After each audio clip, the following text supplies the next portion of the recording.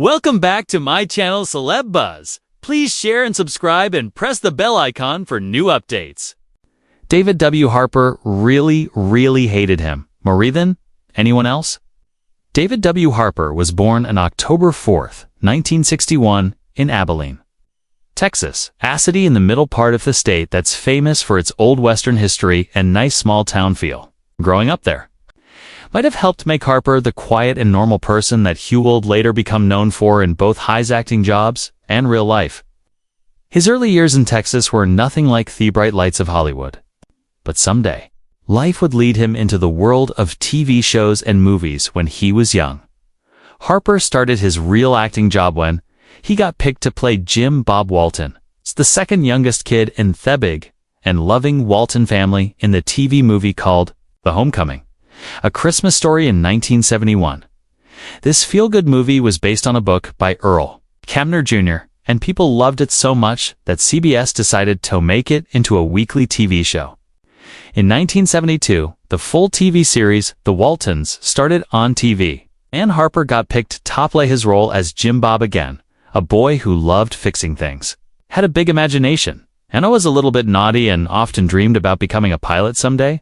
Harper's acting made the character feel real and full of young energy, making Jim Bob a character that fans loved. His ability to show feelings and be honest, even when was so young, really helped make its show successful.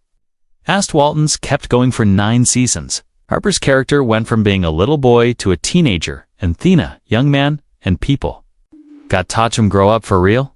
This series went from 1972 to 1981. It's becoming a show that Americans really loved, and Harper was in almost every episode. It's helping to show the family love. That was the main thing about the show. His job in the series was more than just acting.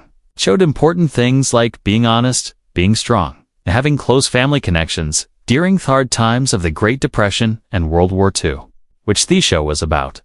After the Waltons ended in 1981, Harper kept acting, but not as much. He was in the 1982 TV miniseries The Blue and the Gray, a Civil War story that had lots of actors and gave Harper a chance to try more grown-up and harder storytelling outside of the Waltons world. A few years later, he also had a smaller role in the 1985 movie Fletch, a funny mystery movie with Chevy Chase. Even though his time in Fletch wasn't very long, it let Harper show that he was good at acting in both serious and funny movies. Even with these jobs after the Waltons, Harper slowly stopped acting.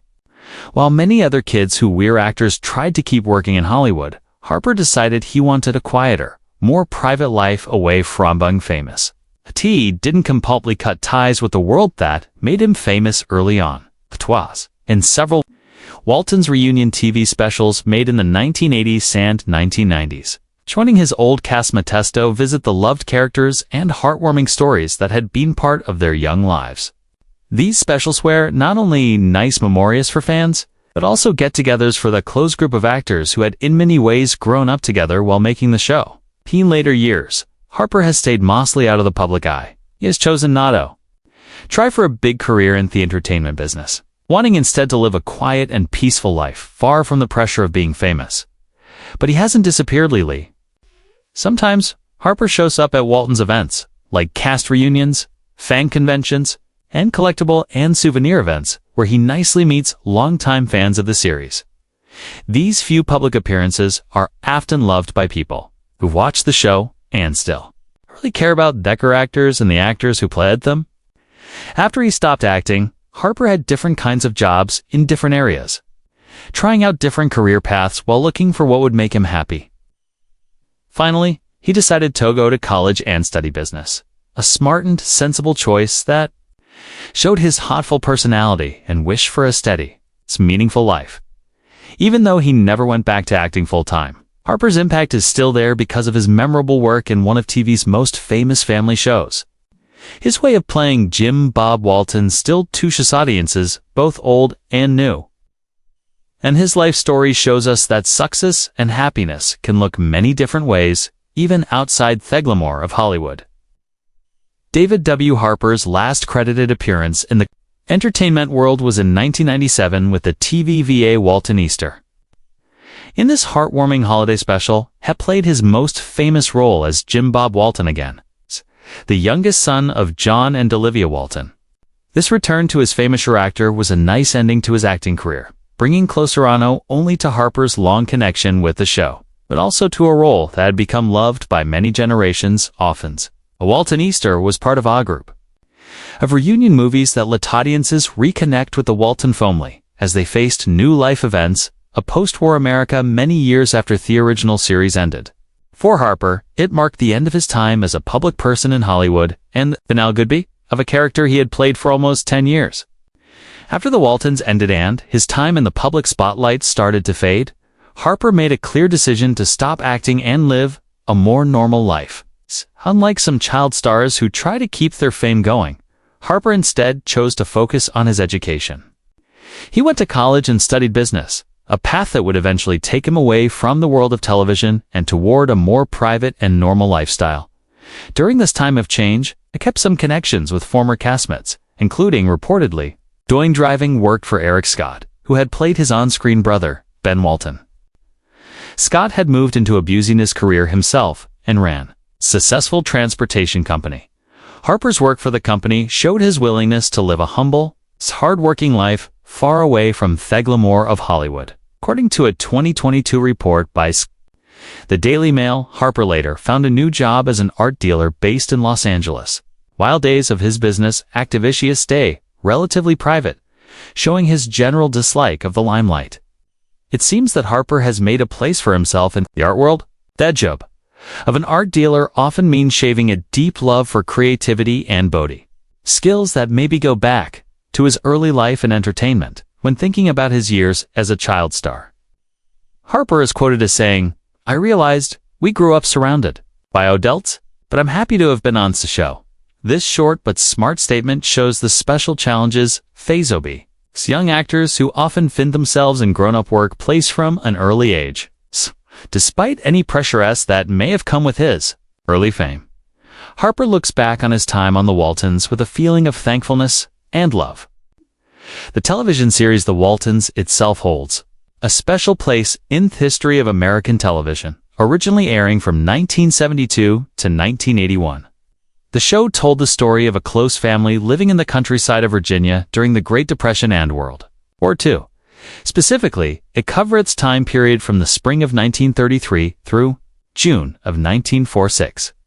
The series was inspired by the childhood and family of its creator, Earl Hamner Jr., who grew up in the small town of Schuyler, Virginia. Hamner came from a big family of 8 children, himself and 7 brothers and sisters. It was this real-life family situation that was used as the model for the made-up Walton family. Each of the Walton children had a matching person among Hamner's brothers and sisters, adding an extra layer of realness to the show's emotional depth and family warmth, even though the series was set in the beautiful Blue Ridge Mountains of Virginia. Most of the filming actually happened far from the Appalachian area. The production was mostly done at the Warner Brothers Studios in Burbank, California. The famous Waltons Mountain, which appeared in outside shots and became connected with the show's country charm, was really a hill in the Hollywood Hills. It's cleverly decorated, looked like the Virginia countryside. Through a combination of great set design and skilled camera work, the production team created a place that felt believably rural and timeless. Its attention to detail helped make the setting feel like a real lived-in place, one that viewers across country could emotionally care about. Wow. David W. Harper is best remembered for his gentle way of playing Jim Bob Walton on The Waltons, the youngest son of a Depression-era Virginia family. Few fans of the series would ever guess that behind the scenes he had a deep and lasting hatred toward one of the show's most important stars, Richard Thomas, who played his older brother, John Boy Walton. Even though their characters shared sweet brotherly moments on screen, the reality behind cameras was much more complicated, marked by anger, different ways of thinking, and a complete lack of personal friendship. Harper, known for being very private and modest, reportedly felt overshadowed by Thomas from the very beginning of the series, since The Waltons was originally built around the character of John Boy, a thoughtful boy who wanted to be a writer whose journey was the heart of the show. Thomas was naturally positioned as the star and got most of the attention from writers, directors, the press, and Ivan, the studio bosses. While Harper respected the skill of acting, he got more and more frustrated with the way Thomas was celebrated both on and off camera.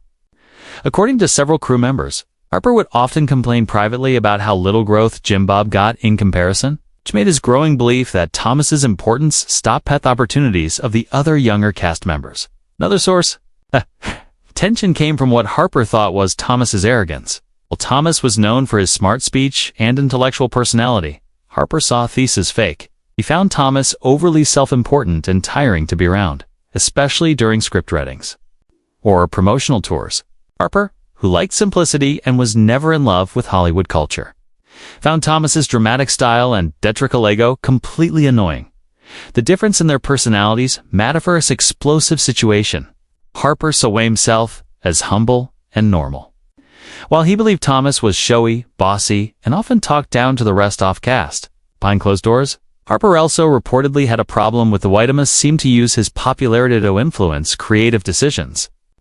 There were rumors on set that Thomas had a say in which episodes were centered on John Boy and which plot lines were re-emphasized, something Harper felt wasn't fair.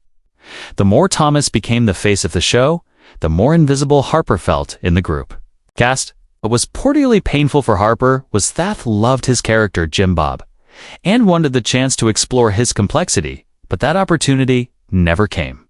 Instead, he watched as Richard Thomas's character was given emotional lyric, career-defining material season after season, while Harper was often left with comic relief or background roles.